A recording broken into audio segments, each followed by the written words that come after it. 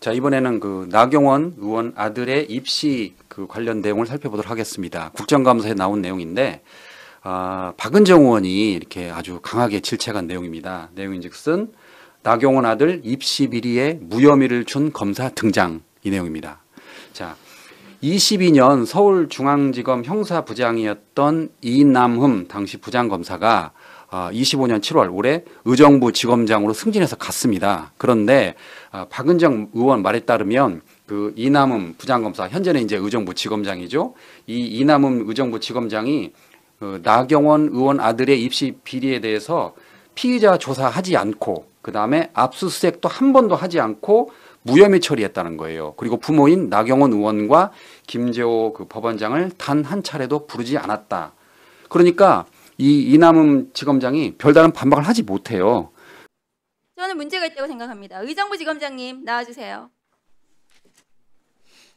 2022년 6월 달에 중앙지검 형사 7부장으로 계셨습니까? 예, 2022년 있었죠? 6월 달에 예, 있었습니다. 나경원 의원 아들 입시 비리 사건 그때 담당하셨죠? 예. 네. 그때 13개 사건, 13개 입시 비리, 조용히 하세요! 13개 입시 비리 사건에 대해서 중앙지검은 나경원 의원 입시 비리 사건에 대해서 제대로 수사를 안 했습니다. 압수수색도 안 했고 피의자 조사도 안 했어요. 중앙지검이 12개에 대해서 수사를 제대로 안 했습니다. 무혐의 처분을 했습니다. 그런데 마지막으로 이만은 부장검사가 나경원 의원 아들 어떤 사건인가 하면 2015년도 이탈리아 밀라노 국제전기전자기술자협회 의학생명공학회 국제학술대회에 연구 기여도가 없는 아들이 사저자로 등재된 포스터 업무방해 수사를 하셨고 이거 무혐의를 하셨어요. 그때 아들 조사하셨습니까? 나경원 아들 조사하셨어요? 의원 아들? 그리고 나경원 의원 조사하셨어요? 압수수색 하셨어요? 이 아들에 대해서 이 무혐의를 하면서 왜 수사 똑바로 안 했습니까? 미국 법무부에 형사사법 공조 요청을 했는데 답변도 안 왔는데 왜 무혐의 처분하셨어요? 학회에 질의서 보냈는데 답변도 안 왔는데 왜 무혐의 처분했습니까? 그 당시 아들이 외국에서 학교 공부 중에 있었던 것 같은데 왜 기소 중지 안 했습니까? 입국시 통보 요청 왜 안 했습니까? 여권 무효화 조치 왜 안 했습니까? 그리고 왜 무혐의를 했습니까? 검찰 개혁 왜 해야 되는지 지금 보여주는 거 아닙니까? 검찰 개혁을 하려고 왔던 장관 윤석열에 대해서 검찰권을 남용하는 윤석열에 대해서 단죄하려고 했던 법무부 장관에 대한 수사 무자비하게 압수했잖아요. 아들 조사하고 아들 검찰청 가서 조사 받았어요. 2020년 일이에요. 5년 동안 항고하고 재항고하고 언제까지 수사를 받아야 됩니까? 이 아들은 그러면 학교 공부도 못해요? 검찰이 이렇게 선택적으로 수사하고 선택적으로 기소하고 한 사람의 인생을 무너뜨리고 계속해서 정치적으로 수사하니까 검찰개혁하는 겁니다. 제가 오늘 이거 안 하려고 했어요. 국민의힘 정신 차리십시오. 검찰개혁 왜 해야 되는지 말씀드리잖아요. 검찰개혁을 왜 해야 되는지 말씀드리는 겁니다. 조용히 하세요. 자, 조배수 의원님 조용히 하세요. 왜 항고하고 재항고하고 끝난 사건에 대해서 끝없이 수사를 받습니다. 피의자는 끝없이 자기 일도 하지도 못해요. 형사 사건에 거미줄처럼 걸려서 끝없이 인생이 파탄납니다. 그걸 하지 말자는 거예요. 검찰개혁, 공소 제기, 유지, 업무에 충실하시라. 수사권은 수사를 하는 기관이 다 전적으로 맡아야 된다. 수사와 기소가 분리되어서 서로 견제하고 감독하고 거기에 집중하라. 그게 수사 기소 분리입니다. 선택적 수사, 선택적 기소로 검찰권이 남용돼서 내란 정권을 만들었잖아요. 윤석열에 대해서 반성하는 사람 있습니까? 이 자리에서? 누구 한 사람? 반성문 제출한 사람 있습니까? 죄송하다고 한 사람 있습니까? 한 사람 빼놓고? 이 자리에 나와서 왜 검찰권, 수사권 얘기합니까? 부끄러운지 아세요?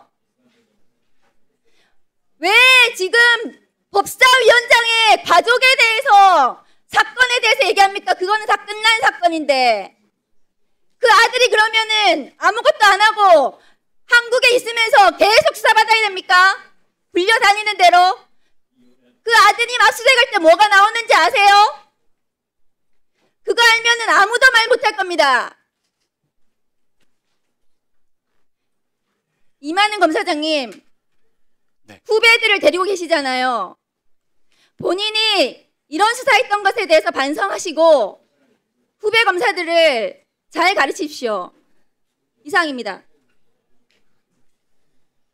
그러니까 이거는 사실 나경원을 조국으로 취한해 보세요. 이런 일이 있을 수가 있겠어요? 대한민국에서. 예, 정말 조국 가족 탈탈 털어갖고 입시비리, 표준상 위조, 뭐 여러 가지 정말 수개월 동안 공방이 되면서 대한민국을 아주 들썩들썩했던 조국 가족을 비교하면 이거는 정말 너무 작정하고 봐주려고 검찰에서 시작을 이런 방식으로 무혐의를 했구나. 예. 처음부터 당사자 안 부르고요. 압수수색 안 하고요. 하면 나올 수 있으니까. 예. 나경원 의원 안 부르고요.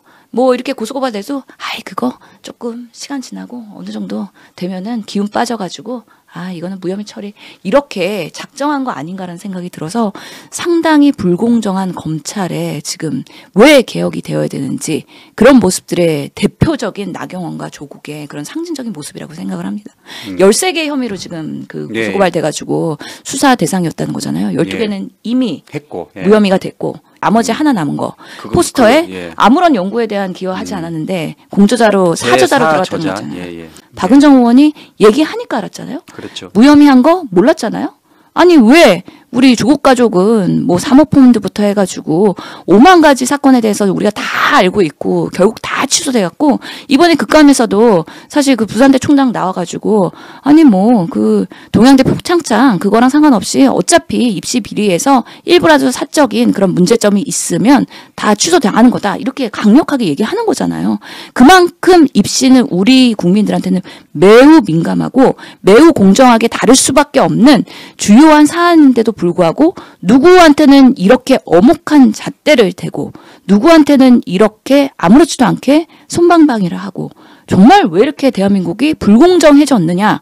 특히나 진보의 국회의원이냐 보수의 국회의원이냐 그거에 따라 이렇게 처벌이 달라지는 거 아니냐라는 부분에 있어서 나경원 의원이 정말 그동안에 인생 참 잘 살았나 보다. 여기저기 청탁이나 로비나 재판 뭐 하여튼 간에 한동훈한테 부탁할 때도 보면은 여러 가지에 대한 부분들을 판사 출신이기 때문에 벅구라지처럼 무혐의 처리나 아니면은 그런 여러 가지 그런 농단에 있어서의 본인의 문제들은 잘 빠져나간 거 아닌가라는 면에서 씁쓸한 생각이 듭니다. 이날 그 나경원 아들 건에 대해서 박은정 의원만 질의를 했는데 이게 이제 그 마지막 날 국감 마지막 날 종합감사 때 추가로 이슈할 수 있는 거죠? 부르면? 만약에 이 부분에 있어서 부당한 부분들이 조금 더 드러나고 당연히 그 상임위에서요 합의가 되고 아니면은 땅땅땅 두드려지면은 추가 증인은 당연히 선임이 될 수 있습니다. 지금 김건희 씨도 이배용 씨 증인 추가 지금 요청해가지고 또 열릴 거잖아요. 그런 것처럼 지금 국감이 한 달 이상 지속되기 때문에 10월달 내 마지막 종합국감에서 쭉 필요한 사람 증인 참고인 다 채택해가지고요 마무리할 수 있는 상황이어서 충분히 가능한 상황입니다. 어쨌든 이번 국정감사를 통해서 시청자들이 이제 좀 이렇게 검찰 개혁이 필요하다고 느꼈을 부분은 그 문지석 검사의 그 문지석 검사의 그 쿠팡 일용직 노동자 퇴직금 미지급 사태.